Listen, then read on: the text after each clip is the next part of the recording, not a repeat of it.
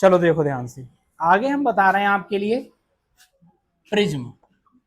बोलो मत यार, आगे बता रहा है प्रिज्म। अब ये है क्या, क्योंकि आप ऐसे स्कूलों में पढ़ रहे हो जिसमें सबने आपने देखा होगा। प्रिज्म कुछ ऐसा होता है,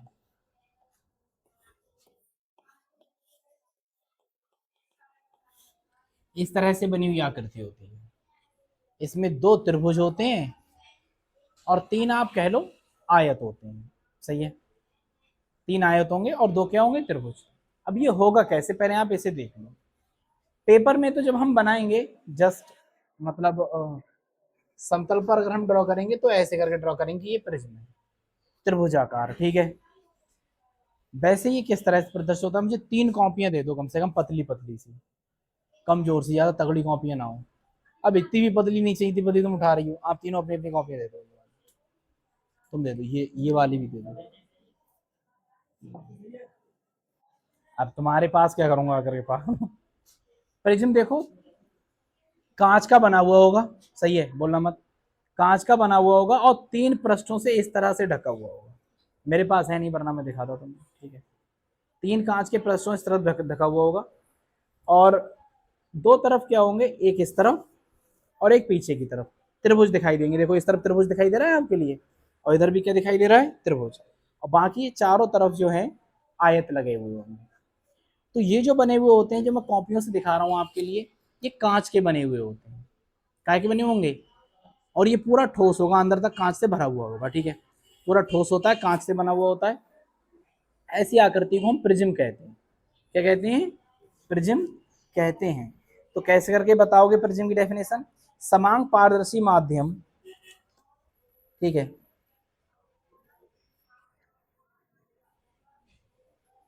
जो किसी विशेष समतल कोणों पर झुका हुआ होता है उसे हम प्रिज्म कहते हैं। डेफिनेशन पूछी नहीं जाती वैसे। अब देखो इसमें एक एक चीज की मैं वैल्यू बता रहा हूँ, मतलब एक एक चीज को हम क्या कहते हैं। इस तरह से बनी हुई आकृति होगी, बड़ी कमजोर ये है, कमजोर लेग पीस है, ये किसका गिरा जा रहा है बार बार, तुम्हारी तरह तृप्ति कमजोर है ये।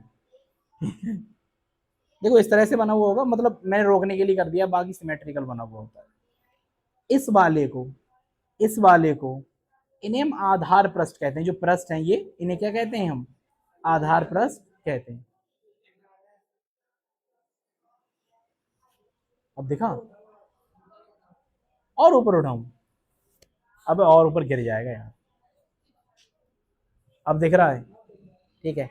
ये जो सारी तरफ तल हैं, ये तीनों बने हुए तो तल है, इन पृष्ठों को हम क्या कहते हैं, अपवर्तक पृष्ठ कहते हैं। तीनों तलों को क्या कहते हैं हम, अपवर्तक पृष्ठ कहते हैं। या आप अपवर्तक तल कह दो, तब भी कोई दिक्कत नहीं है। अब इनके बीच में आप देख रहे हो एक कोण बन रहा है, ठीक है। तुम ही नहीं रुक रही हो दीप्ति, बाकी सब सही है।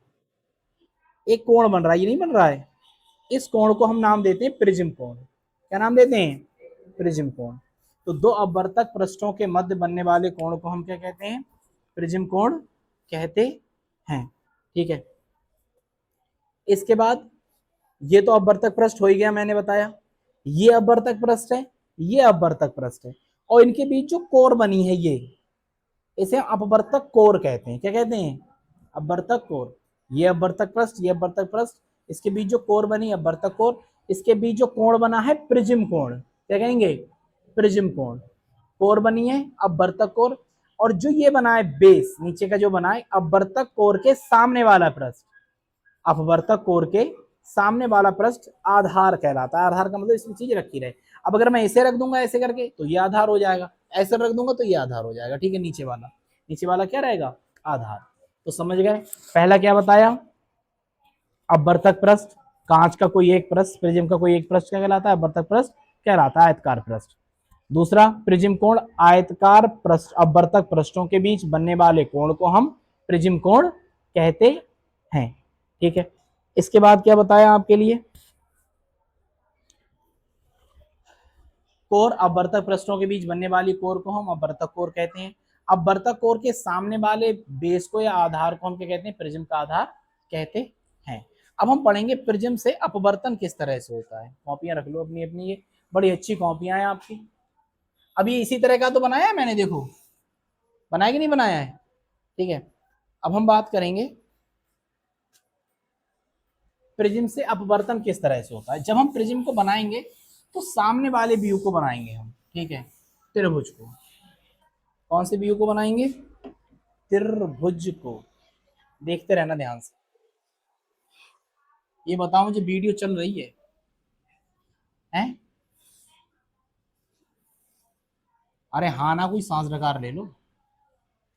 चले नहीं चल रही है? क्या पूछ रहा हूँ? हाँ तो बता, नहीं मिल रहा है। ये हमने एक प्रिज्म बनाया हुआ है। इतने मंत्रमुग्ध होके सुन रहे हो तुम, बता तक नहीं रहे हो, कुछ पूछ रहे हैं तो। बहुत सही। मैं चौक का रंगीन चौक निकालना पड़ेगी ना यार, देखो।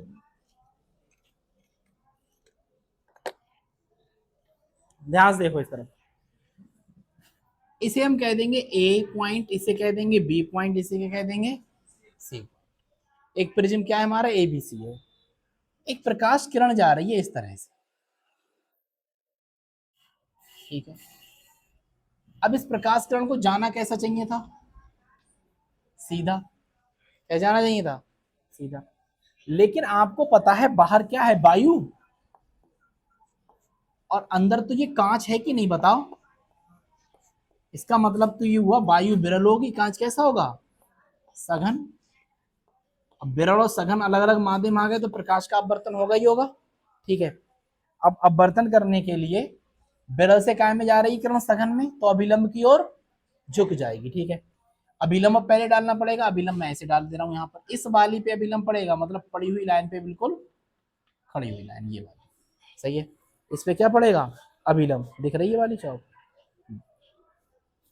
अब ये जो अभिलंब पड़ेगा, जाना तो सीधा चाहिए था, लेकिन अभिलंब ये है, इसकी ओर क्या होगी? झुक जाएगी। मतलब कहने का ये है, आपकी जो प्रकाश किरण निकलेगी वो कुछ इस तरह से निकलेगी, यहां से, ठीक है। अब फिर से ये माध्यम तो सघन है ना, बाहर क्या है? वायु। वायु फिर से कैसा हो जाएगा? विरल। इसका मतलब यह है सघन से फिर से क्या में जा रहा है? विरल में। जाना कैसा चाहिए था? सीधा।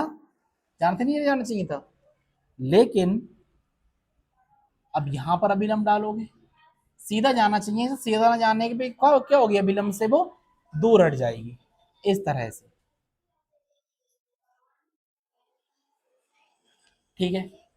अब ये जो आपका स्ट्रक्चर बना है, इसे हम समझते हैं प्रकाश के अपवर्तन के द्वारा, कि ये क्या हो रहा है? प्रकाश का अपवर्तन हो रहा है, ठीक है। अब इसे तो सीधा जाना चाहिए था, ध्यान से देखते रहना। और इसे अगर मैं पीछे बढ़ाऊंगा तो ये यहां पर दोनों मिलेंगे कि नहीं मिलेंगे? मिलेंगे, ठीक है। अब इनके बीच में जो कोण बनेगा, इसे हम नाम देंगे विचलन कोण। क्या नाम देंगे? विचलन कोण। और इसे प्रदर्शित करते हैं डेल्टा से, सही है। अब मैं एक बार इसे फिर से बता रहा हूं, समझा रहा हूं, देखो ध्यान से। बाहर वायु है, यहां पर ही बाहर क्या होगी? वायु होगी, हवा होगी, ठीक है। अंदर क्या भरा होगा इसके? कांच। कांच जो इसके अंदर भरा हुआ है, प्रकाश किरण सीधा जाना चाहिए था, ठीक है, लेकिन विरल से सघन माध्यम में जा रही है, तो अभिलंब मैंने ये डाला हुआ है, अभिलंब सीधी नहीं जाएगी, अभिलंब की ओर क्या होगी? झुक जाएगी। अभिलंब की ओर झुकेगी तो दूसरे पृष्ठ से टकराएगी, तो अंदर सघन है, बाहर कैसा है? विरल। तो सघन से विरल में जाने पर फिर अभिलंब से क्या होगी? दूर हट जाएगी। ऐसे तो बताया था मैंने, जब विरल से सघन में जाती तो अभिलंब की ओर झुक जाती है, और सघन से विरल में जाती तो अभिलंब से दूर हट जाती है, ठीक है। ये जो किरण आ रही है, इसे हम कहेंगे आपतित किरण। क्या नाम देंगे? और जिसका अपवर्तन हुआ है उसे क्या नाम देंगे? अपवर्तित किरण, ठीक है। और जो जा रही है, निकल रही है, उसे क्या नाम देंगे हम? निर्गत किरण। इतनी बात समझ में आ रही है? निकलने वाले को क्या कह दिया हमने? निर्गत, ठीक है। तो ये तो विचलन कोण है। तो अगर आपको इसे लिखना हो, कैसे करके लिखोगे? ध्यान सुनते रहना। इसे नाम दे दो आप पी, क्यू, आर और एस। माना एक प्रिज्म ए बी सी है, माना एक प्रिज्म ए बी सी है, जिसका प्रिज्म कोण ए है। प्रिज्म कोण क्या है हमारे पास? ए, सही है। प्रिज्म कोण हमारे पास ए है।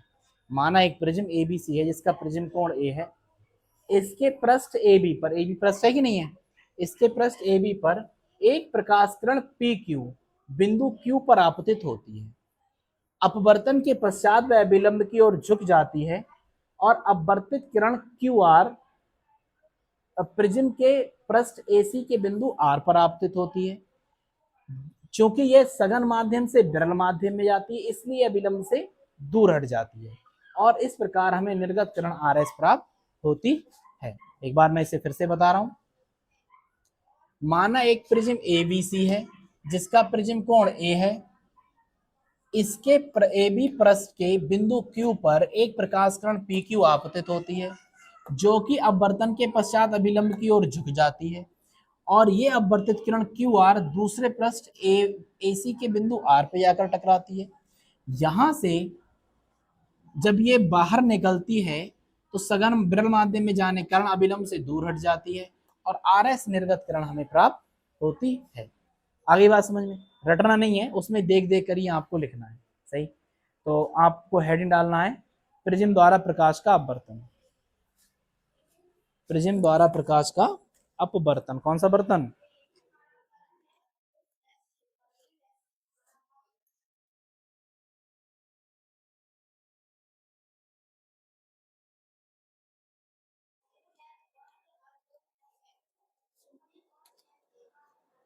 प्रिज्म द्वारा प्रकाश का अपवर्तन।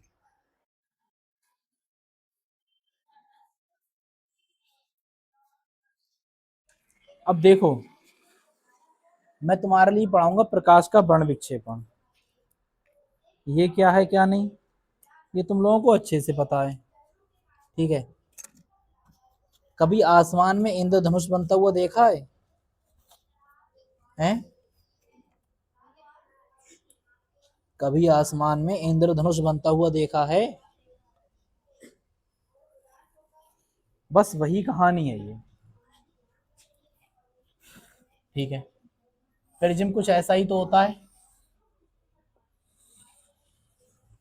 सही है, इसे मैंने नाम दे दिया ए बी सी। प्रिज्म कोण कह दिया आपका ये है। श्वेत प्रकाश की किरण, श्वेत प्रकाश मतलब सूरज से आने वाली किरण कोई इस पर पड़ेगी, जाना तो सीधा चाहिए था लेकिन सीधा जाएगी नहीं, अभिलंब की ओर इस तरफ झुक जाएगी। जब ये इस तरफ झुकेगी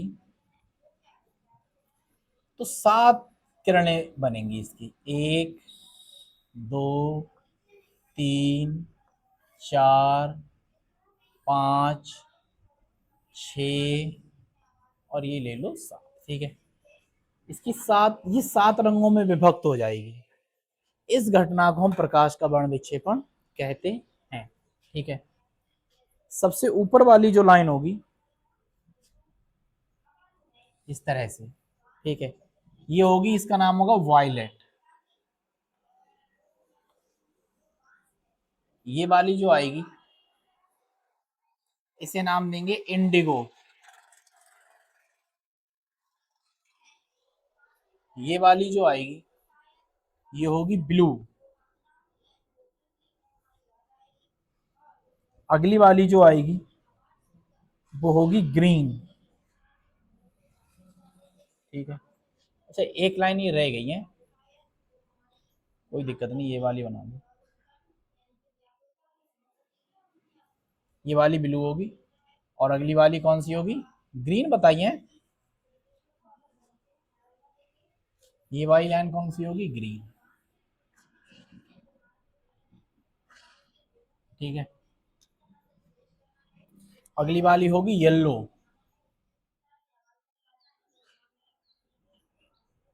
येलो। अगली वाली होगी ऑरेंज। कैसी होगी? ऑरेंज। और अगली वाली होगी रेड। तो कितने रंग हो गए? कुल 7 रंग। ठीक है, तो जब कोई प्रकाश किरण, अब ये इस तरह से चलती हुई जाएंगी, इस तरह से, आप चाहो तो इसे येलो से ही बना दो, लो इस तरह से, यहीं से बना दो।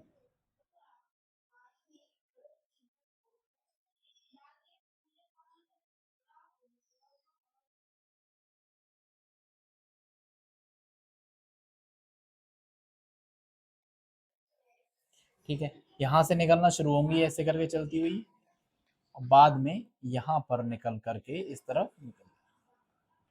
ठीक है, ये सारी की सारी निर्गत किरणें हैं, और ये कैसी किरणें हैं? आपतित किरण। ठीक है, ये आ रही है, इसे हम आपतित किरण कहेंगे। और ये अपवर्तन होगा तो ये 7 रंगों में विभक्त हो जाती है। अभी कारण क्या है 7 रंगों में विभक्त होने का? 7 रंगों में विभक्त होने का कारण है अलग अलग रंग के प्रकाश के लिए। अब इससे हम क्या समझे, देखो पहले तो ये समझ लो, ये कोई श्वेत प्रकाश किरण है, मतलब सूरज से आई हुई किरण है। अब पहली चीज तो हमें ये मिली समझने के लिए, पहली चीज हमें समझने के लिए ये मिली कि भैया सूरज से आने वाली किरण को श्वेत प्रकाश किरण कहते हैं, और सूरज से आने वाली किरण में सभी रंग होते हैं, 7 रंग होते हैं उसमें। कैसे रंग होते हैं? 7 रंग होते हैं सूरज से आने वाले, तभी तो 7 रंग में बट रही नहीं बट रही है। तो सूरज से आने वाली किरण में कितने रंग उपस्थित होते हैं? 7 रंग उपस्थित होते हैं। और जब ये प्रकाश किरण प्रिज्म पर पड़ती है तो 7 रंगों में अलग अलग विभक्त हो जाती है। इस घटना को हम प्रकाश का वर्ण विक्षेपण कहते हैं। ठीक है, अब हुआ क्या है यहाँ पर, आपने देखा 7 रंग होंगे, तो अलग अलग रंग के लिए कांच में प्रकाश की चाल अलग अलग होगी। इसका पूछा जाता है कि वर्ण विक्षेपण का कारण क्या है, तो अलग अलग रंगों की कांच के लिए प्रकाश में चाल अलग अलग कैसे होती है? अलग अलग होती है। दूसरा कारण आप ये भी कह सकते हो कि अलग अलग रंगों का प्रकाश कांच में अलग अलग चाल से चलता है। अलग अलग चाल चलेगा तो सारा का सारा बढ़ जाए। आप ऐसे समझ लो कि 7 लोग जा रहे हैं एक ही स्पीड के साथ। अब एक ही स्पीड के साथ जाए पहुंचे जब यहाँ पर, तब उनकी स्पीड अलग अलग हो गई, अलग अलग हो जाएगी। ठीक है, स्पीड जब अलग अलग होगी तो अलग अलग वो चलने लगेंगे। तो आपके लिए बहुत सिंपल सी डेफिनेशन देनी है, क्या? जब कोई श्वेत प्रकाश की किरण किसी प्रिज्म पर आपतित होती है तो वह 7 रंगों में विभक्त हो जाती है। कितने रंगों में? 7 रंगों में विभक्त हो जाती है। इस घटना को हम प्रकाश का वर्ण विक्षेपण कहते हैं। और आपने देखा होगा कभी आसमान में इंद्रधनुष बना हुआ, तो उसमें रंग दिखाई देते नहीं देते हैं, तो वो यही वाले हैं। ठीक है, अब इसे याद कैसे करते हैं? Violet, indigo, blue. ठीक है, इसे याद करते हैं बिब ग्योर। बिब ग्योर, वी से होगा वायलेट, आई से इंडिगो, बी से ब्लू, बाई जी से ग्रीन, बाई से येलो, ओ से ऑरेंज, आर से रेड। इसका मतलब यो वायलेट का मतलब बैंगनी। कैसा होगा ये? पहला वाला रंग। उल्टा तो नहीं लिख दिया मैं, नीचे का ऊपर, ऊपर का नीचे। एक मिनट, ठीक है।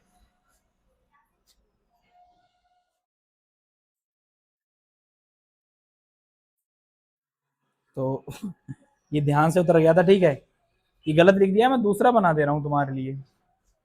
तुम कलेश मत करना, अगर चाहो तुम इसी में करेक्शन कर लो, इसी में करवा दे रहे हैं। ठीक, जो कलर नीचे से ऊपर गए वो ऊपर से नीचे हो जाएंगे, और कुछ नहीं होगा। अब ये मत देखना ये वाले कलर कैसे बने हुए हैं, बाकी ये देख लो। पहले वाले कलर को क्या कह रहे थे हम? ये वाला कौन से रंग का होगा? वायलेट। गलत बन गया था। ठीक है, नीचे से ऊपर था, ऊपर से बन गया था। Indigo, blue, green, yellow, orange, और ये कैसा होगा? रेड। और नीचे से ऊपर क्रम होगा क्या? बिब गियो। ठीक है, आर से रेड, ओ से ऑरेंज, बाई से येलो, जी से ग्रीन, बी से ब्लू, आई से इंडिगो, और बी से वायलेट। ठीक है, अब हिंदी में क्या लिखोगे? बैंगनी। आई से आप जामुनी कह दो। ठीक है, ये वाला नीला, ग्रीन से हरा, येलो माने पीला, ऑरेंज माने नारंगी, ऑरेंज माने संतरा, तो याद नहीं आ रहा है, और रेड क्या होगा हमारे पास? लाल। ठीक है, इस तरह से हमारे 7 रंग बनते हैं। याद कैसे करते हैं हम? बिब की ओर से, लेकिन याद रखना नीचे से ऊपर चलेगा, ऊपर से नीचे नहीं चलेगा। ठीक है, वो गलत हो गया था मुझसे, सॉरी फॉर दैट। तो ये तो लिखिए ना आपने, जब कोई शोध प्रकाश की किरण प्रिज्म पर आपतित होती है तो वो 7 रंगों में बढ़ जाती है। इस घटना को प्रकाश का वर्ण विक्षेपण कहते हैं। उतारो, नोट करो इसे। मैंने अगली हेडिंग डलवाई थी, इंद्रधनुष का बनना, यही है ना? अब देखो होता क्या है, इंद्रधनुष पहली बात तो बनेगा बरसात के मौसम में, ठीक है। अभी बरसात नहीं हो रही, अभी तुम्हें इंद्रधनुष बनता वो दिखाई नहीं देगा। पायल, अभी इंद्रधनुष देख लोगी? कहाँ देखोगी हैं? इंद्रधनुष कब बनता वो दिखाई देता है आपको? ठंडों में। कब दिखाई देगा? अरे बरसात में, ठीक है। देखो होता क्या है कि बरसात जब होती है तो बरसात होने के बाद भी आसमान में कुछ पानी की बूंदें शेष रह जाती हैं, ठीक है।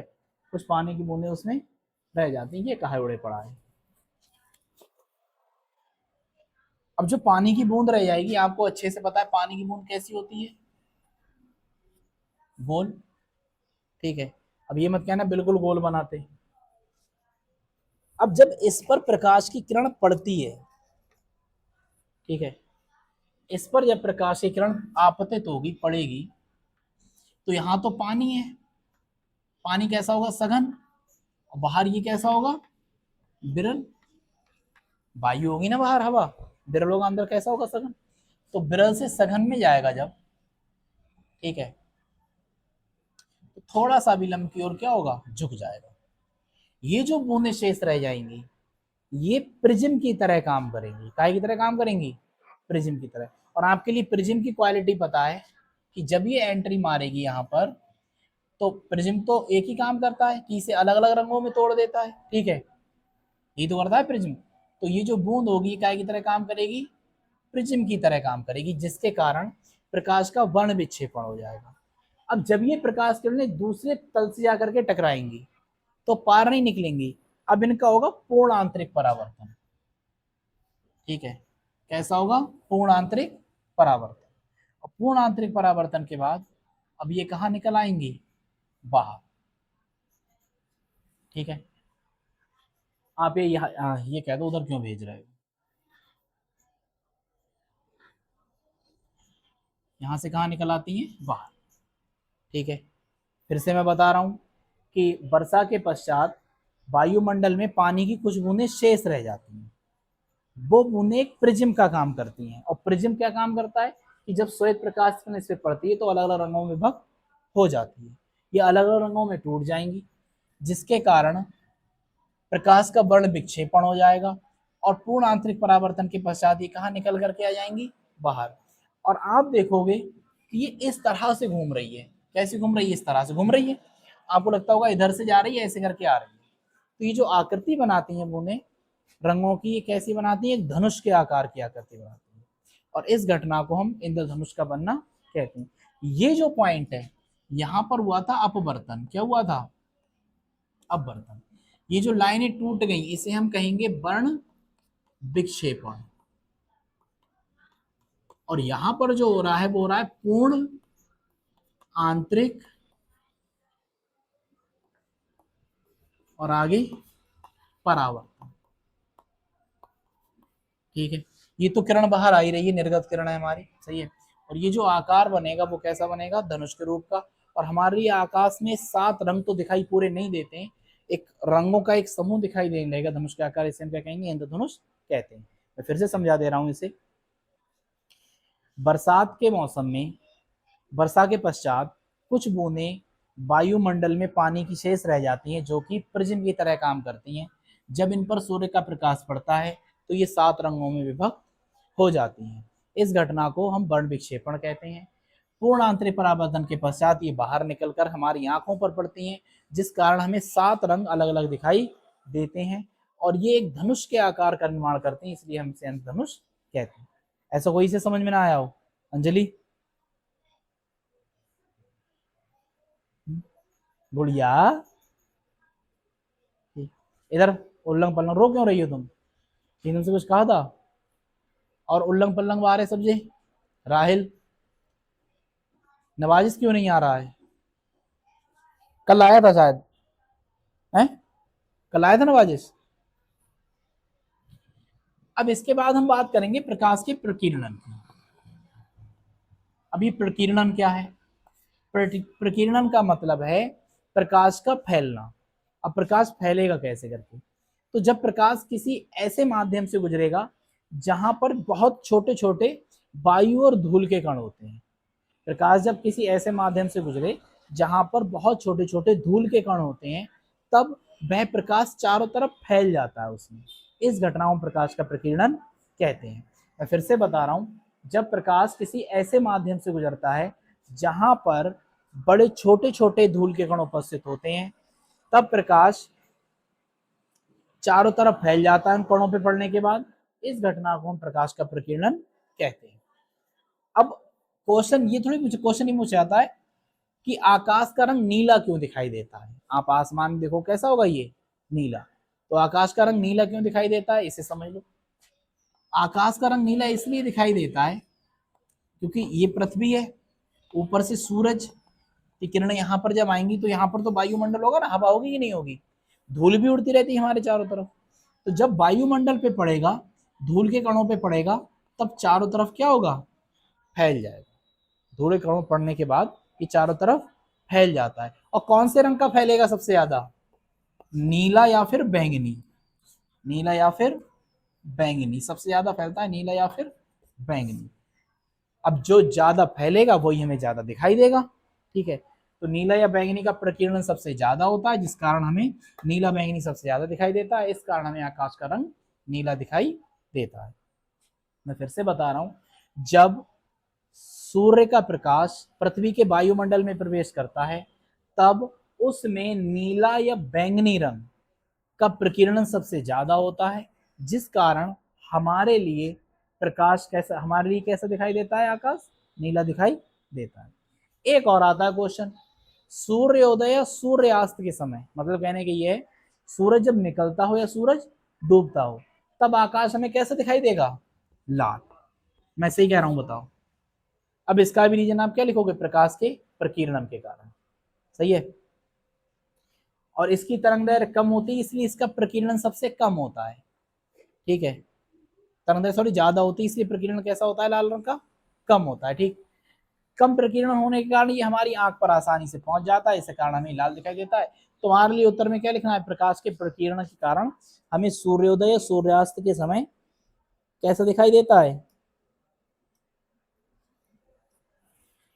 लाल दिखाई देता है, ठीक है। तरंग दैर्घ्य इसकी ज्यादा होगी तो प्रकीर्णन कैसा होगा, कम होगा। आगे बात कर रहे हैं, अगला वाला क्या देखा था अभी मैंने, खतरे का संकेत लाल क्यों होता है। प्रकीर्णन का मतलब मैंने क्या बताया, फैलना। अब खतरे का संकेत कैसा होगा, लाल। भाई लाल बत्ती जल्दी तो रुक जाते खतरा है आगे, तो इसकी संकेत लाल ही क्यों होता है, क्योंकि ये आसानी से हमें दिखाई दे जाता है। दिखाई क्यों दे जाएगा, ये फैलता नहीं है, मतलब इसका प्रकीर्णन ज्यादा नहीं होता है। जब इसका प्रकीर्णन ज्यादा होगा नहीं तो ज्यादा ये फैलेगा नहीं, ज्यादा फैलेगा नहीं, सीधे हमारी आंखों तक पहुंच जाएगा, ठीक है।